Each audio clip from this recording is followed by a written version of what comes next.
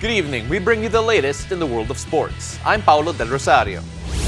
We give you the conversations you want to hear from your favorite icons and athletes. I'm Diego Dario, and in tonight's Game Plan, we'll break down our latest edition of Team of the Week in the ongoing PBA Philippine Cup along with our rookie watch list. And we'll look back at the highlights of the opening weekend of the Premier Volleyball League. Buckle up, sports fans. Let's get in the game.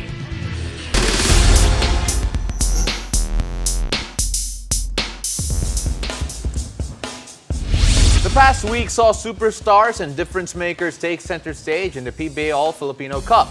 Now joining us today is PBA analyst and champion. He's a champion, Coach Luigi Trillo, to break down his picks for Team of the Week. Coach, welcome to the game. This is your debut, so this is a very special day for me. It's an honor. In particular. Champion, Coach. Oh, grabe. It's such an honor to have you here, Coach Luigi. How are you? Hey Pao, hey Jegs, glad to be here. Thanks for the invite. No worries, Coach. Now, we have a Team of the Week here, and just to clarify, hindi po ito yung Team of the Week ng PBA mismo or any of us here dito sa One News, One Sports. This is strictly your Team of the Week, and I'm very curious to see kasi feeling ko may mind games dito, Jigs. I'm pretty sure. Feeling ko may mind games dito. So, we're gonna go through that list first, starting off with the most obvious choice, and that would be Junmar Fajardo ng San Miguel Beermen. Great conference averages so far, 17.4 points per game. But against the Blackwater Bossing, he really came up big. What did you see in Junmar this week? Well, there, you see it, right? 25 points, 18 rebounds. The game before this, Talk and Text, 30 points, 16 rebounds. Slowly but surely, Junmar's coming back to his own. And the scary thing here is the minutes. Yeah. He's getting back his regular minutes. He's in his rhythm. He's getting a ton of rebounds, 18 rebounds, 16 rebounds. That day, he would come in and out, right? So he was feeling himself. But now they're coming back to dumping the ball to him, making decisions. And you know, he's playing well. He's playing well. He's surrounded with a lot of players. I put him in the top 5 because they played two up-and-coming teams. You have Blackwater and Talk and Text. They're both on winning streaks. They're both solid. They're in the top 3 of the league. And Junmar deserves to be in that top 5. You know, Meralco will be playing against him on Sunday. Slowly but surely, he's coming back to Kraken form. And sky's the limit for San Miguel now. You know, they have Jericho Cruz, they have CJ Perez. You know, they've lost Chris Loss, obviously. He's important in what they do, but they have enough in the tank to get W's. You got Simon and Tiso doing a good job. So, yeah, Junmar is number 1 on that list. And Coach, Junmar is definitely in a different shape this conference. But you mentioned his teammate earlier, Jericho Cruz. He's also playing different here in this conference. Can you talk a little bit more about him? Yeah, well, you know that you have CJ Perez and Marshall Lassiter, right? But Jericho Cruz is one of those guys you have from the bench. He's Mr. Energy, but dominant in their last 2 games. Against Blackwater, 25 points, 4 assists, 4 rebounds. And then the other game, 30 points as well. Wow. So you look at him, he brings it in both ends of the floor. He's like an Energizer bunny. He can hurt you or help you inside, and right now he's doing a lot of damage. He's not afraid to take shots. Obviously, he can improve his 3-point range, but he's coming up and doing the dirty work. So it's not only Marshall now that has to defend and shoot threes. They have another guy in Jericho who can come off the bench. Obviously, Coach Leo Ossia knows this guy. This guy played for him in Adamson, like Brondial, and he brings depth to that San Miguel rotation. So you don't only look at the bigs now for San Miguel. You're looking at Lassiter, Perez, and obviously Jericho Cruz playing significant minutes and contributing for Coach Leo. All right, Coach. So really quickly here, we're gonna go to the next one because I have a bone to pick with you with the last 2. So Jegs, who's this next one that you have in particular? All right, Coach. Jericho Cruz was your 2 guy, and now your number 1 guy is JV Casio at the point for your Team of the Week. I mean, he's also having another resurgence talking about his career. What's special about JV this conference? Well, if you look at the wins of Blackwater, where JV goes, Blackwater goes. Yes. And I think JV, more than his numbers, right? Look at this elevator play by Coach AV, hitting that that important shot, I think, to send the game to overtime. Yeah. Coach AV has found a way to make Casio kind of influence the other guys. And he does it by his leadership on and off the court. He's getting guys like Baser Amer very confident, and he's getting them to play the right way. That's for you. And you just feel with JV, there's no quit in JV.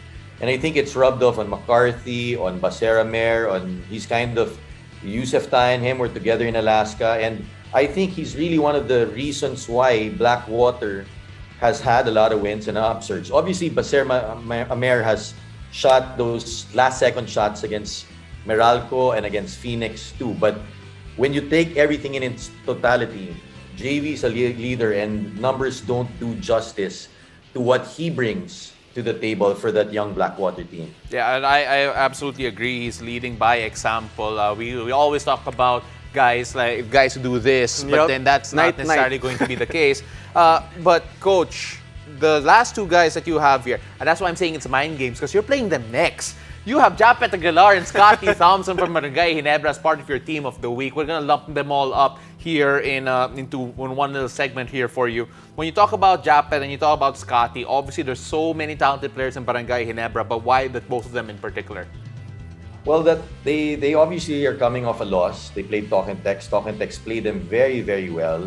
I was told to give this list yesterday, and that game didn't end pa, right? So you could always say that it's Talk and Text, but when you look at it, they're number 2 in the team standings, and these two guys, you can't say enough. Aguilar's come back from injury. Yeah. His last game against Terra, 22 points, 6 rebounds, 7 blocks. You're talking Scotty, obviously the reigning MVP. 7 points, 12 rebounds, 6 assists, 1 steal, 1 block. These guys are the engines for Ginebra. And, obviously Stan Hardinger is a runner-up there in terms of what he does. But no weakness right now with Japet. He's making free throws. He shot 9 out of 11 from the field for Terra. Yeah. He's back to his old self in terms of making good decisions. And, I mean, talk about rim protector. He had 7 blocks that last game. So, you look at it, obviously they didn't play well enough yesterday. That was the last game. But overall, leading up to that last game of Talk and Text, they're number 2 in the team standings. And I have the highest respect for Aguilar and Thompson with what they've done. They're getting heavy minutes, and they're always finding ways to contribute and make the team win. Absolutely. So just a quick recap of your team of the week, Coach. It's Junmar Fajardo, Japet Aguilar, Scotty Thompson, Jericho Cruz, and JV Casio. That's a top 5. That's a tough 5. And just for those wondering, may honorable mentions din siya, Ato Ular, Christian Sanharniger, and Dave Murrell. And we're gonna talk about one of them in particular here, but that will come after the break, because we'll check out the new faces and rising stars of the league in our PBA Rookie Watchlist. Stay tuned. You're watching The Game.